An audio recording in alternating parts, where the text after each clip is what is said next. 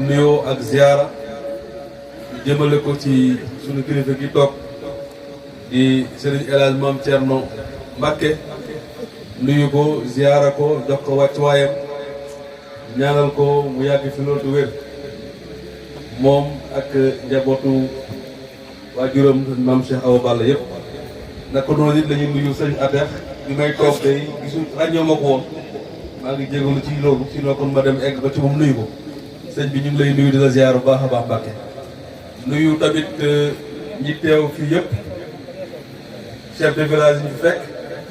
maire yi ñu àndal ci délégation bi dañ tudd leen délégation bi ñu àndal te ñu lim leen léegi docteur bi muy wax léegi maire complété ko insisté na si docteur Ndiaye muy médecin chef district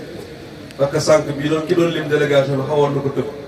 donc médecin chef district bu Daaru Muxti mu fi mooy docteur Mamadou Ndiaye ànd ak Boubacar Sané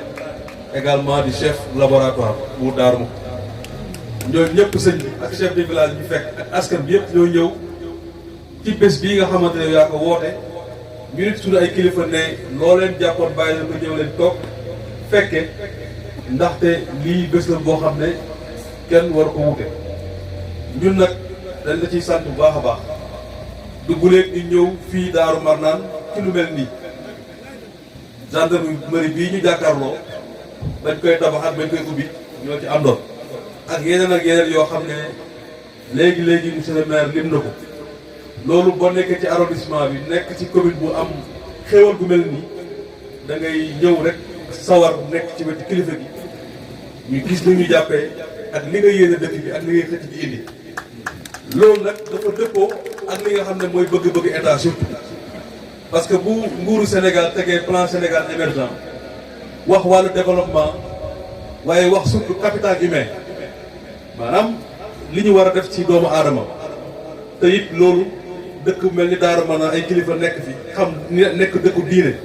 ñu xam ne li yàlla sàkk yëpp doomu aadama la ci gën a fonk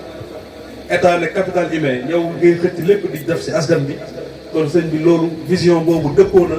ak vision état Sénégal dëppoo na ak vision son excellence le président Macky Sall ak gouvernement bi yëpp. yaa ngi xëcc ci santé yaa ngi xëcc ci école yi parce que fii gendarmerie baa ngi ni mais CM baa ngi ni à côté ñu war fi tabax centre de santé kon dafa mel ni bloc administratif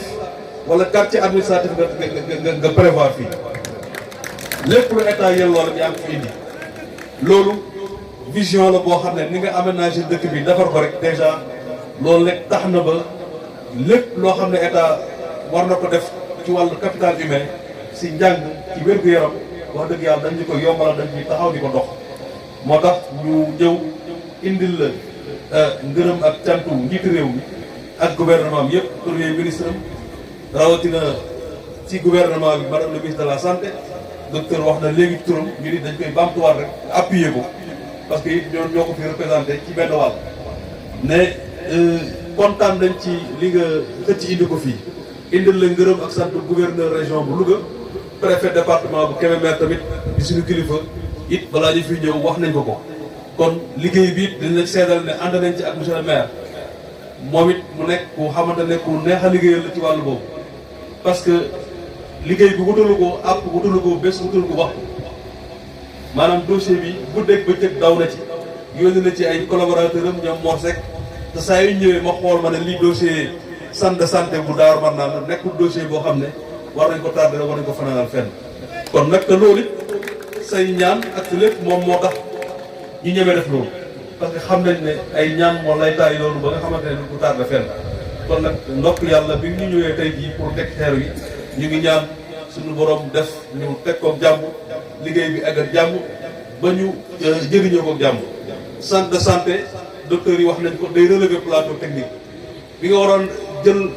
malade wala ko référé centre de santé bu sori léegi mu jege la loolu mooy service social de base. mu ne école jege hôpital jege la gendarmerie jege la wax dëgg yàlla ah loolu moom gën a sant rek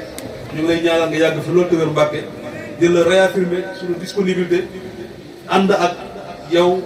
ci say ñaan ak say vision pour que Daaru Marnaan gën a jëm ci kanam pour que lépp loo xamante ne bëgg nga ko rek suñu borom def mu réalisé wu fii di sàkkal di taalal loxo it nga ñaanal ñu ko mu am ci arrondissement bi yëpp mu am ci département bi yëpp am ci région bi yëpp am ci Sénégal bi yëpp ndaxte yow say ñaan moom dépassé na frontière Darou Manane kon nag ñëpp ñu ngi lay taalal loxo pour nga ñaanal leen pour jafe-jafe askan bi tegee ko ci wàll bii. beneen axe bi nga xam ne mooy axe économique bi moom mun naa ko sax jëlale ndax naaj bi dafa tàng waaye ku la fekk ci tool yi Mbàkke